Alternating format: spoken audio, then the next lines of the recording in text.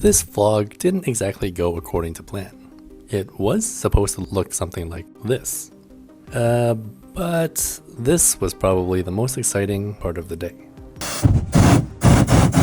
I mean, I saw a deer and a beautiful red fox crossing the road, but I didn't get a chance to film either of them. But let me start from the beginning. I got myself a spot on a morning hot air balloon ride over Trake. I had to be at a pickup spot at 5:10 a.m. and so I woke up at 4 a.m. to get ready.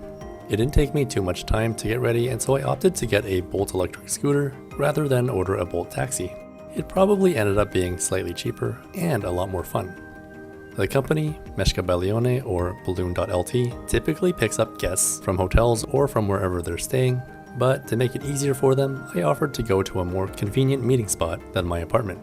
But as you can see, the morning ride was beautiful, no one around, and a beautiful sunrise.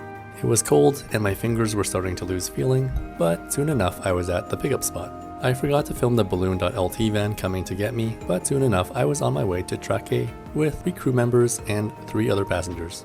2 were from Australia and 1 was an American living in Germany. Other than the crew members chatting, the ride was pretty quiet, I guess because none of us got enough sleep. But we then pulled over to the side of the road and the crew conducted a wind test. This was done by inflating a balloon with helium, releasing it, and observing its path as it floated up into the sky. This gave the pilot an idea of where to lift off from so that our balloon would have a safe and scenic flight.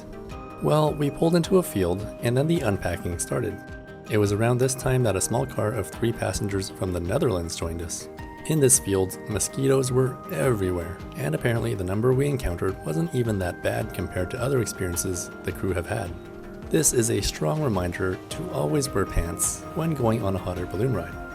So after installing the burners and getting some of the balloon out of the bag, things came to a stop. At that point, our pilot, Juozas, explained that the dark cloud we saw above us was of concern and that we would wait a little bit to see if things would change enough for us to safely fly. They made it clear that none of the forecasts indicated that there would be these types of clouds, and so it came as a surprise to them. And so, while we stood around, we just got to know each other a little more. Juozas and his partner Simona live an incredibly fascinating life. I guess part of the year they just spend time in Vietnam kitesurfing, and then it's flying hot air balloons for paying passengers or in competitions.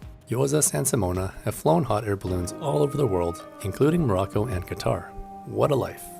Anyways, after chatting, the sky above us had only gotten darker, and so they eventually cancelled the flight. I felt particularly bad for the 3 Dutch passengers, as they wouldn't have enough time to reschedule a flight. I think the others may have been around long enough to try and get another one, but I don't know what actually happened. So then we headed back to the city, and despite having the offer of being dropped off at my apartment, I just got off at the same place as the others, in the city center.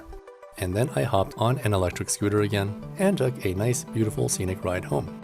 If you ever want to book a hot air balloon flight in Lithuania, or pretty much anywhere else in the world, it's quite important to remember that weather will always make or break your plans. The main man behind the Meshka Balione company told me that weather has become more unpredictable than before. Given that hot air balloon pilots and crews spent a lot of their time observing weather conditions over the many years that they fly hot air balloons, I definitely trust what they have to say about changing climate and changing weather patterns. Unfortunately, it is disappointing when a hot air balloon flight is cancelled, but it's always important to remember that it's done in the name of safety. I was telling my pilot friend about this whole experience, and he recalled a fairly common saying among pilots. It's better to be on the ground wishing that you were in the air than being in the air wishing you were on the ground. Well, I couldn't agree more. And so that's my story. A big shout out to Thomas from Meshka Balione, as well as our would-be crew, Juozas and Simona. I'll put all of their Instagram socials here in case you want to follow the lives of hot air balloon pilots. So would you try, or have you ever tried, flying in a hot air balloon? Let me know by leaving a comment. As always, thanks so much for watching, and I'll see you next time.